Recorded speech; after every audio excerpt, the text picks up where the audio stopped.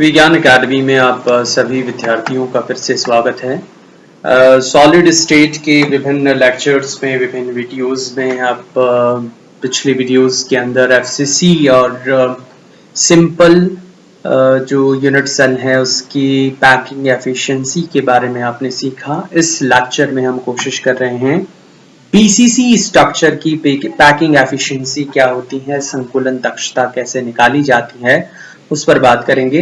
पिछले दोनों वीडियो की तरह यहाँ पर भी वही बात हम बार बार दोहराएंगे कि हमने एक क्यूबिक सेल ली है, यानी घनीय इकाई कोष्टिका ली है, जो आप यहाँ पर देख सकते हैं।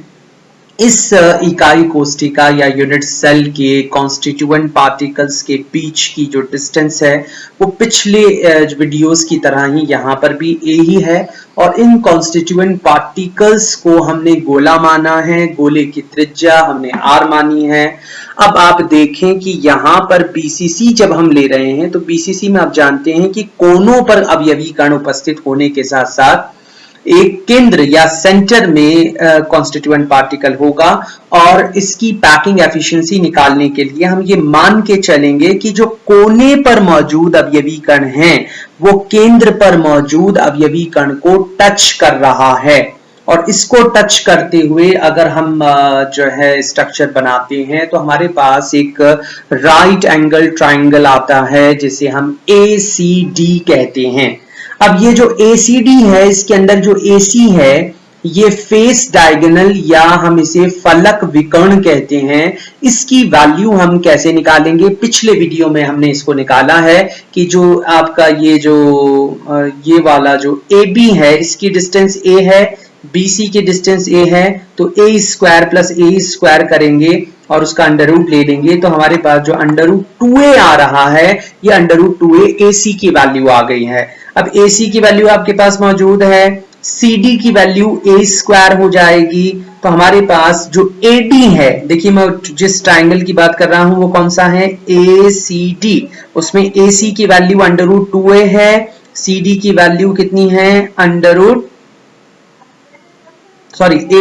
A हो जाएगी।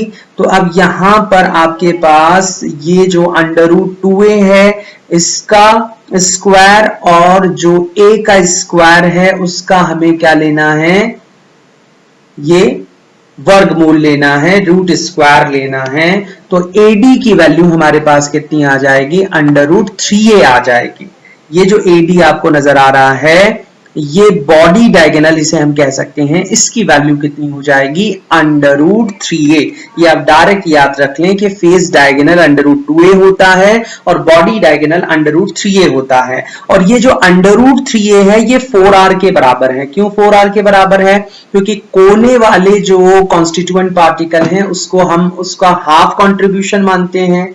इधर जो कोना वाला है ये भी अपना हाफ देगा, यानी R प्लस R 2R हो गया, और जो सेंटर पर मौजूद कॉन्स्टिट्यूएंट पार्टिकल है ये अपना कंप्लीट कंट्रीब्यूशन देगा, यानी इसकी वैल्यू 2R होगी। तो 2R प्लस R यानी कितना हो गया, 4R।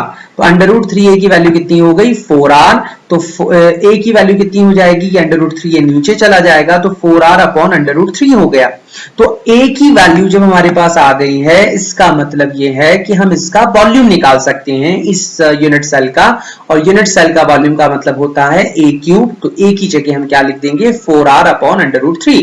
4 का क्यूब कितना होता है, 64। R का क्यूब कितना हो जाएगा, R क्यूब। अंडर रूट 3 का जो है क्यूब कितना हो जाएगा, 3 अंडर रूट 3। अब आप जानते हैं कि जो किसी बीसीसी स्ट्रक्चर है, जो आपको पहले हमने यूनिट सेल के क्लासिफिकेशन में समझाया था कि यूनिट सेल जो बीसीसी होती है उसके अंदर एक सेंटर पर मौजूद अवयवी कण होता है, बाकी सारे कॉर्नर्स पर हुआ करते हैं। तो टोटल जो स्फीयर्स वहां पर माने जाते हैं वो 2 माने जाते हैं, और कॉन्स्टिट्यूएंट पार्टिकल को हम गोला मानते हैं। गोले का आयतन 4/3 पाई आर क्यूब होता है। तो हम कितने गोले हैं, 2 इंटू 4/3 पाई आर क्यूब को हम क्या लिखेंगे, 8/3 पाई आर क्यूब। अब हमारे पास जो पैकिंग एफिशिएंसी का फॉर्मूला है कि स्फीयर का वॉल्यूम कितना है, 8/3 पाई आर क्यूब। क्यूब का वॉल्यूम कितना है ऊपर से निकाला है हमने 64 r³/3 into 100, क्योंकि परसेंटेज निकालते हैं तो 100 से मल्टीप्लाई करते हैं। इन सारी वैल्यूज को जब कैंसिल आउट करेंगे तो आपके पास वैल्यू आएगी 68%। यानी बीसीसी स्ट्रक्चर के अंदर जो टोटल पैकिंग एफिशिएंसी होगी दैट विल बी 68%। यानी इसका 68% पार्ट ऐसा है जिसे कॉन्स्टिट्यूएंट पार्टिकल ऑक्यूपाई करेंगे। अब बचा कितना? 32% पार्ट ऐसा होगा जो अनऑक्यूपाइड रहेगा या वैकेंट रहेगा। तो ये हुआ बीसीसी स्ट्रक्चर। अगले वीडियो में हम डेंसिटी और डिफेक्ट्स के बारे में बात करेंगे। Thank you for watching the video.